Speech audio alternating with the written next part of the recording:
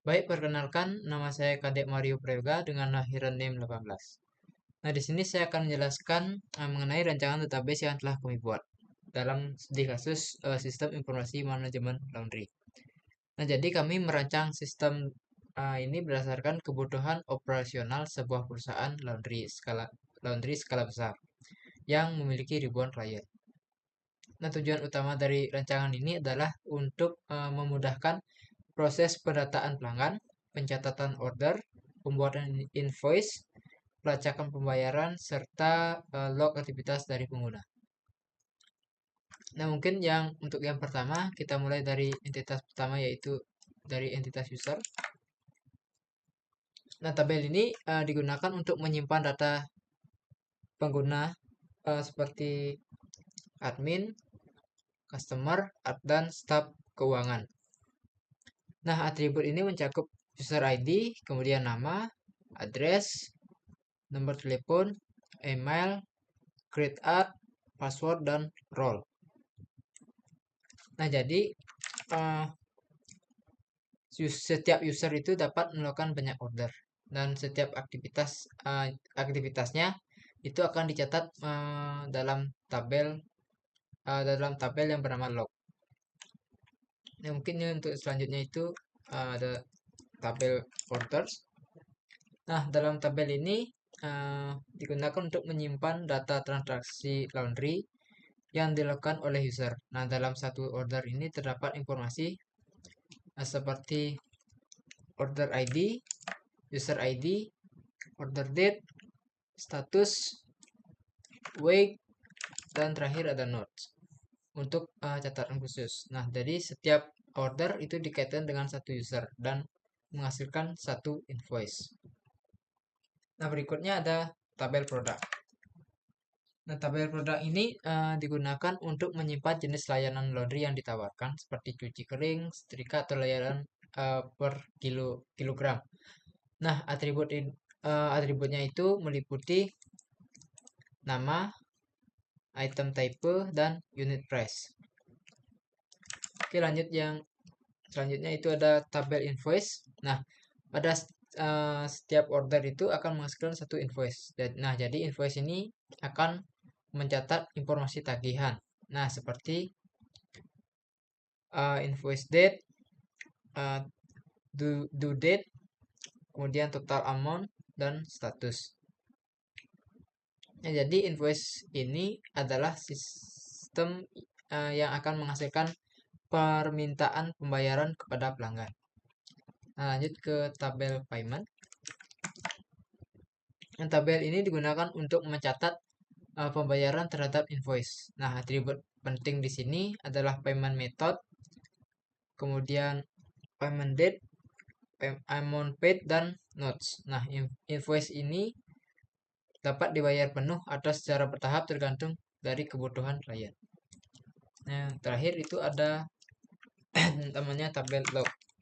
Nah, tabel log ini berfungsi untuk mencatat setiap aktivitas penting yang dilakukan oleh user.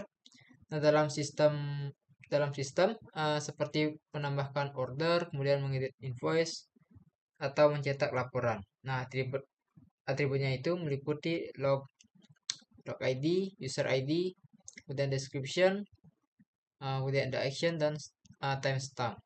Nah, dari seluruh relasi yang kami buat, semua saling terhubung dan mempresentasikan proses bisnis yang sebenarnya terjadi dalam operasional laundry. Dan dengan desain ini, database bisa dikembangkan lebih lanjut aman uh, terhadap kehilangan data karena sudah dirancang untuk mendukung backup dan replikasi. Nah, serta mudah digunakan untuk berbagai jenis pengguna sesuai peran dan kebutuhannya. Nah, mungkin sekian dari saya. Terima kasih. Oke, halo, selamat pagi semuanya. Selamat pagi juga untuk Pak Buddha yang menonton video ini. Jadi, perkenalkan nama saya Ika Arya Wiguna. Di sini saya akan menjelaskan tentang implementasi dari database yang sudah kita rancang sebelumnya. Oke, jadi di sini itu ada 5 tabel. Di antara itu ada tabel users, products, orders, payments, dan juga invoice. Jadi jadi tujuan di kita membuat aplikasi ini yaitu untuk manajemen laundry. Jadi di sini kita ada tabel user dengan atribut utamanya itu biasanya itu ada user ID, nama, dan juga email, terus password. Nah, jadi tabel user ini berrelasi dengan orders. Jadi user itu bakal order laundry dengan beberapa ketentuan dari misalnya ada beratnya berapa, tanggal ordernya berapa, statusnya bagaimana, dan ada note-nya. Nah, untuk menentukan order nih, jadi di sini ada products. Jadi produk ini berkorelasi dengan orders melalui warranty dari produk ID. Jadi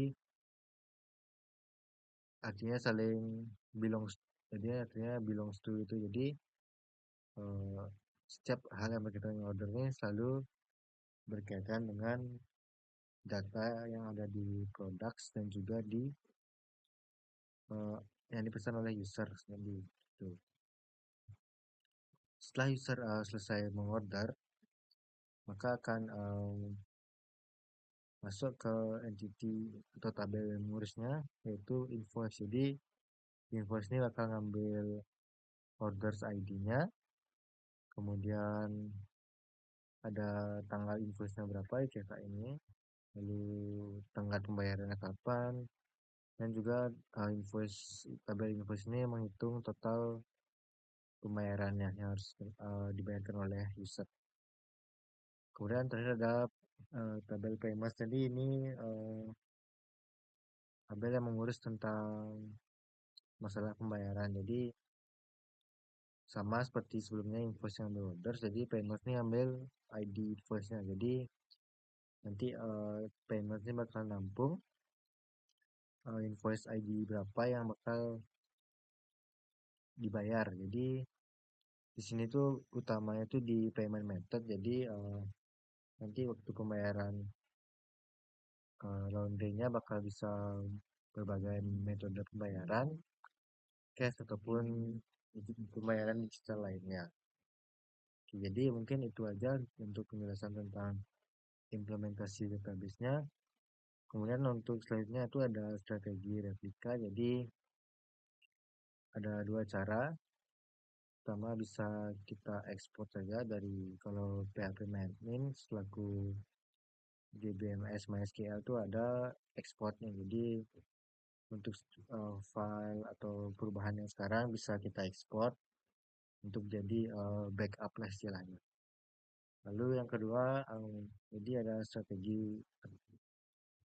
menggunakan Docker. Jadi untuk Docker ini istilahnya tuh ada master slave. Jadi mungkin kalau bahasa Indonesia terdengar agak kasar atau bagaimana, master dengan budak itu, tuan dengan budak. Jadi pada intinya itu setiap ada perubahan di masternya, slave-nya atau di bawahnya itu bakal ngikutin perubahan yang terjadi. Jadi dengan perubahan yang terjadi itu bakal bisa menjadi data backup kita jika seandainya database dari master itu error.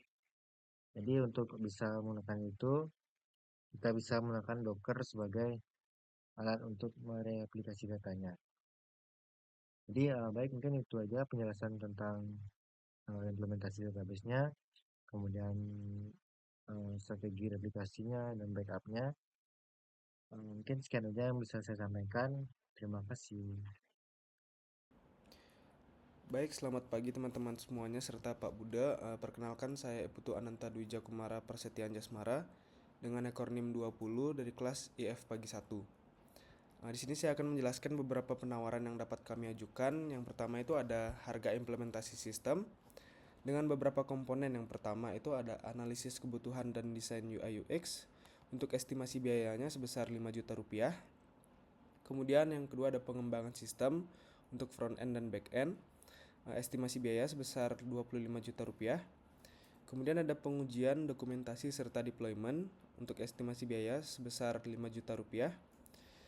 Selanjutnya ada pelatihan dan manual penggunaan untuk estimasi biaya sebesar Rp2 juta.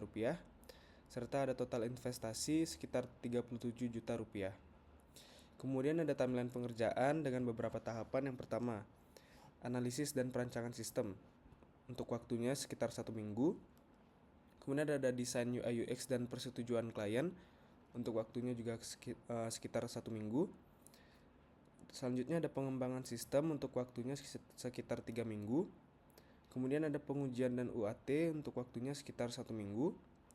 Selanjutnya ada deployment dan pelatihan untuk waktunya juga sekitar 1 minggu. Serta ada total estimasi waktu pengerjaan untuk waktunya sekitar 7 minggu. Kemudian ada beberapa teknologi yang digunakan untuk ada beberapa komponen. Yang pertama back-end, teknologi yang digunakan yaitu Laravel PHP. Kemudian ada front-end, untuk teknologinya yang digunakan adalah Next.js. Kemudian ada database, teknologi yang digunakan yaitu MySQL. Selanjutnya ada hosting, teknologi yang digunakan itu ada Vercel untuk Next.js. Dan Laravel Forge atau DigitalOcean atau AWS EC2. Kemudian ada keamanan, teknologi yang digunakan adalah HTTPS atau JWT untuk autentikasi, Laravel Sanctum atau Laravel Passport. Kemudian ada monitoring, untuk teknologi yang digunakan yaitu Sentry untuk error logging, serta Laravel Telescope, New Relic atau Lockrocket. Kemudian selanjutnya ada keuntungan bagi member, dengan ada beberapa komponen yang kami tawarkan yaitu seperti harga tetap dan transparan. Untuk teknologi atau solusi untuk membernya itu paket harga eksklusif member seperti diskon atau bundling khusus. Kemudian ada waktu pengerjaan efisien dan terstruktur, yaitu tawarannya project management system plus prioritas timeline. Selanjutnya ada desain UI UX eksklusif sesuai kebutuhan Anda. Teknologi dan atau solusi untuk membernya itu custom design Figma plus approval session. Kemudian komponen berikutnya ada teknologi modern dan mudah dikembangkan di masa depan. Teknologi atau solusi untuk membernya Laravel PHP, Next.js, MySQL, up-to-date dan scalable. Untuk komponen terakhirnya itu ada pelatihan pengguna agar sistem dapat langsung digunakan. Teknologi atau solusi untuk membernya itu pelatihan interaktif plus panduan digital seperti PDF atau video. Demikian penawaran ini kami ajukan. Besar harapan kami dapat bekerja sama dalam membangun sistem yang akan meningkatkan efisiensi dan profesionalitas layanan laundry Anda. Jika terdapat permintaan khusus atau penyesuaian lebih lanjut, kami siap mendiskusikannya secara fleksibel. Sekian yang dapat saya sampaikan. Apabila ada kesalahan kata, mohon dimaafkan. Sekian dan terima kasih.